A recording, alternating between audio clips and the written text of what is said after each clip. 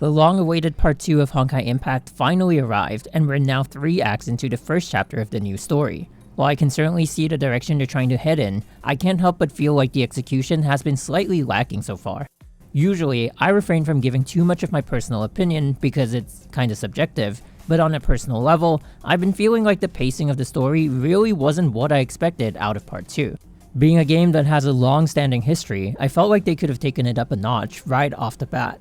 I need to preface this with the fact that a lot of what hyped me up for Part 2 was actually the gameplay aspect that were being shown in the livestreams and promotional material. Going into the story though, I realized I barely got to utilize any of these new mechanics that were shown to us. Only about 40 minutes into the game after a lot of cutscenes and exposition do we get into the first fight that only makes us utilize our astral ring. They don't have to squeeze them all into the same battle, but they could have at least integrated stuff like the new jump evasion into the story. This could introduce the new enemies that require the jump evasion, along with the jump evasion itself. This would also be useful for easing newer players into the game. That also brings me to the execution of the story itself. Going in, I expected the stakes to be raised right from the start, and that we'd be getting a fast-paced, jump right into action kinda introduction to the whole thing. This, to me at least, would work with keeping the attention of old and new players. I think the beauty of ARPGs is that the action can be used as a medium to tell the story and at the same time, keep players engaged. What it felt like playing Part 2 was that the devs seemed to have the idea of keeping story as a separate experience for most of the gameplay. It's a lot of running around, running errands, and getting a whole bunch of exposition. Although they did try to mitigate this by placing significant amounts of lore into books that we can pick up and optional side quests that we can do on our own time. This got me to look back at my experiences as a new player in Part 1 and how the story managed to keep me roped in. I realized the format of stages actually helped quite a bit. Each stage actually had its gameplay component, and I was actually trying to play each stage from start to finish regardless of story. How the story came into play though was that it gave context to the gameplay objective. For example, in Himiko's Chronicle stages, we enter a cave to look for Xianyun, so the early stages are all about exploration and defending ourselves from enemies lingering inside.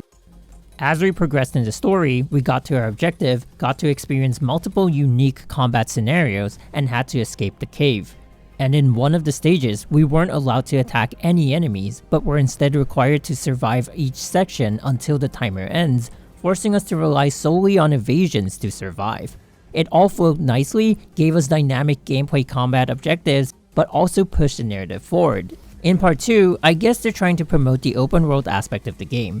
It's a lot more running around and exploring the terrain, and there's nothing wrong with that, but I feel like some mandatory fights could have been put in place to not only introduce the new enemies, but also give us a sense of how dangerous the new environment could be. Instead, it feels a little bit empty, with most fights not only being too easy and forgettable, but also serving almost no purpose to the story and being placed there just for the sake of it. Even after saying that, I do think they had at least 1 or 2 combat sequences that were pretty okay.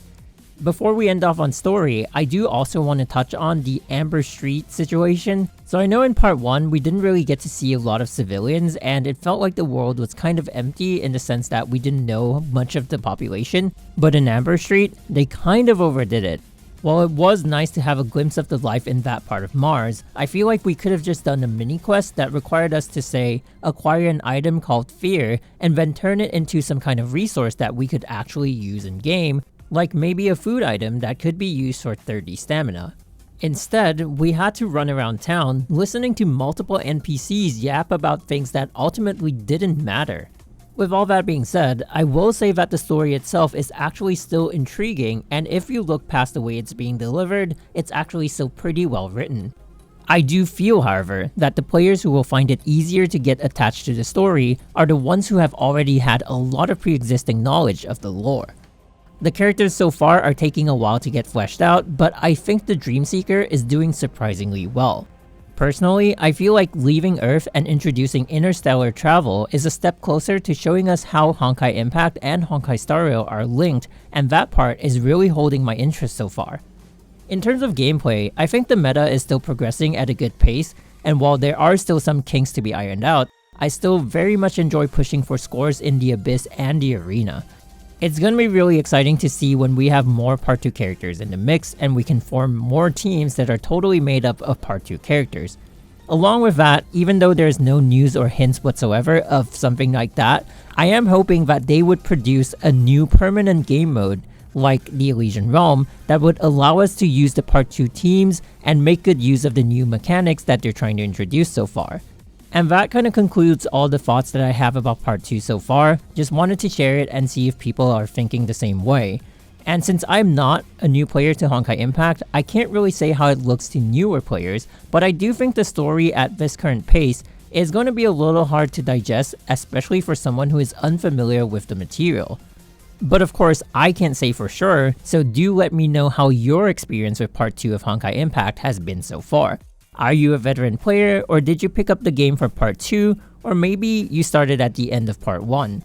I look forward to seeing and learning more about your experiences and thoughts so far in the comments down below. And until then, this has been MG, and I will see you guys soon. Bye bye.